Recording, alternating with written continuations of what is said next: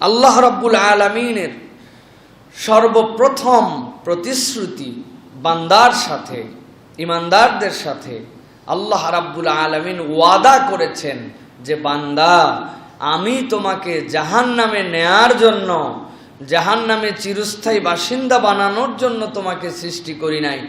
আমার ওয়াদা, ইমানদার হবে যে জান্নাত পাবে সে।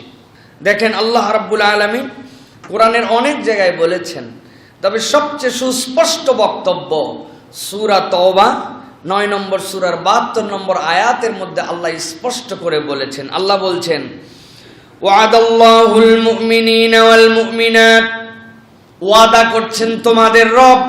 কেউ তাকে বাধ্য করে নাই, কেউ তাকে বলে নাই এই ওয়াদা করতেই হবে আপনাকে। আল্লাহ নিজেই বলছেন তোমার রব ওয়াদা করছেন মুমিন পুরুষ আর মুমিন নারীদের সাথে।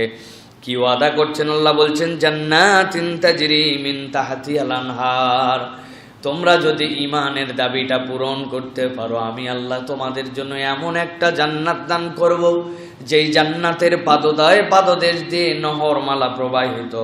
খালিদিনা ফিহা ওয়া মাসাকিনা তাইয়িবাতান ফি জান্নাতি আদন। আল্লাহ রাব্বুল আলামিন বলছেন, রব্বুল আমিন তোমাকে এর মধ্যে প্রবেশ করাবেন, এমন এক আনন্দের মধ্যে প্রবেশ করাবেন, দুনিয়ার সব আনন্দ তুমি যেটাই তোমার স্মরণে আসে তুমি বলতে পারো, কিন্তু কোনো আনন্দ কেউ শতভাগ শুরু যেদিন থেকে হয়েছিল সমানভাবে তার জীবনে বর্ষয়মান ছিল, এইটার কোনো নজির আর এইটার কোনো প্রমাণ নাই। আল্লাহ এটার প্রমাণ দিয়েছেন। আল্লাহ রাব্বুল আমিন বলছেন সুম্মা রাদাদনাহু আসফালা সাফিলিন, যেই মানুষকে আমি ওই কিশোর থেকে যৌবন দিয়ে এক সময় মাজা সোজা করে বলিষ্ঠ বানালাম, সেই আল্লাহ আবার তোমার অবনমন রেখেছেন। সুতরাং বিয়ের প্রথম দিনে স্ত্রীর সাথে আপনার যে ভালোবাসা, যে আনন্দ, এইটা সব সময় আপনার জন্য একরকম হয় না। কোনো একটা প্রতিষ্ঠানে ভর্তি হওয়ার পরে যে আনন্দ সব সময় একরকম হয় না। জীবনের সব পরীক্ষায় পাশ করার আনন্দ একরকম হয় না। কিন্তু আল্লাহ বলছেন খালিদিনা ফিহা, আমি আল্লাহ ওয়াদা করলাম কেউ যদি ইমানের দাবি পূরণ করে একবার জান্নাতে আসতে পারে, আমি আল্লাহ তার জন্য এমন আনন্দের ব্যবস্থা করব যেখানে ঢোকার রাস্তা আছে আর আনন্দের লেভেলটা উত্তরোত্তর বৃদ্ধি পাবে।